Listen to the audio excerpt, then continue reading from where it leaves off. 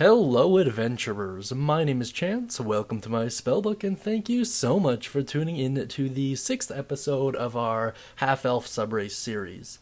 Today we're going to be going over the wood half-elf, which is, for all intents and purposes, the last of the official half-elf subraces. At least currently, I have very little doubt that Wizards of the Coast will be adding more in the future. However, presently this is all we really have to work with. And much like a lot of the other half-elf subraces, the wood half-elf is found in the Sword Coast Adventures Guide. If you'd like to see the full series or check out all of the race videos, please do click on the relevant playlist by either clicking on that little eye icon up top there, or instead waiting until the end of the video and clicking on the relevant end screen. In any case, let's dive right into the wood half-elf by taking a look at its traits. The wood half-elf is actually set up very much like the high half-elf would be. So it provides you a list of options that are found on the full elf version of whatever the half-elf is, in this case the wood elf, and then you select one of them in exchange for your versatility trait. It's okay, I guess. The wood half-elf, it's not as mechanically detrimental as the high half-elf was. However, it's still not really a good trade in my opinion. There are certain flavor elements that you may be able to benefit from. Mask of the Wild, in particular, is probably the best thing to pick from a mechanical as well as a role-playing angle. However, I suppose it depends which kind of a build you want to run with.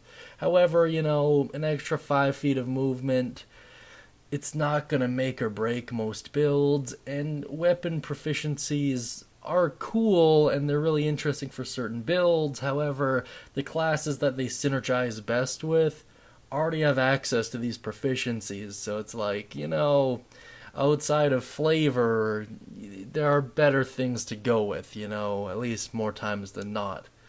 That being said, though, once again, if you're going for a really particular build or you want to experiment with something, I suppose this is a good way to do it. It at least provides more options and customization than a lot of the other sub-races do, with some obvious exceptions, of course, like the Simic Hybrid, which is kind of based around customization. But still, you have 3 options, and 4 if you include the versatility trait, so it is okay, I guess, all things considered. Now let's move on to my personal thoughts. Overall, I feel very much the same about the wood half-elf as I have virtually all of the other half-elf subraces, with the exception of the marked half-elves and the aquatic half-elf, because the aquatic half-elf, I think almost everyone would agree, wasn't really all that thought out and had relatively little effort put into it. Then again, just picking one of the elf traits isn't very high effort either, so maybe my commentary is more on the lack of ingenuity than the actual subrace itself. I feel like there'd be a lot of ways to reflavor this, perhaps. Maybe giving them something like innate spellcasting might be a little bit better.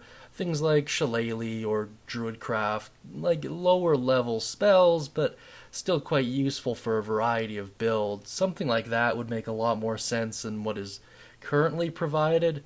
So, I don't know, it's complicated because by raw it's quite limiting, but the general idea of a lot of these half races is quite good. If you have a lenient dungeon master, it might be worth having that conversation with them. Just be like, I was reading through this, and this doesn't really seem like a fair trade to me, so instead, could we try something like this?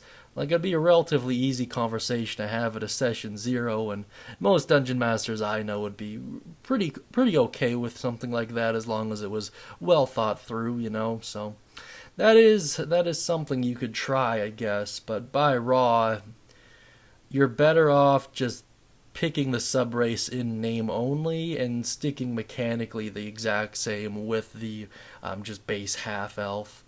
And that's true with almost all of them, with, of course, the exception of the marked half-elves, which are for their own reasons, I guess, a little bit better to say the least. That being said, let me know what you think down beneath in the comment section. Maybe I'm right, maybe I'm wrong. All I can really do is give my anecdotal evidence, but I think most people would agree with me, especially about the mechanical things. So, I don't know. Let me know what you think down beneath, of course. And if you'd like to get a free one-shot, feel free to go to the guild hall, check out the job board, click on whatever one-shot you'd like, and just use code WELCOME at checkout to get access to yours. And we do have another channel. It's kind of a interactive Dungeons & Dragons campaign. It's relatively a new concept, but it seems to be working quite well. So if you'd like to play some D&D with us, check out that channel, and it's pretty intuitive from there. That being said, I hope you have a great day, and as always, happy adventuring.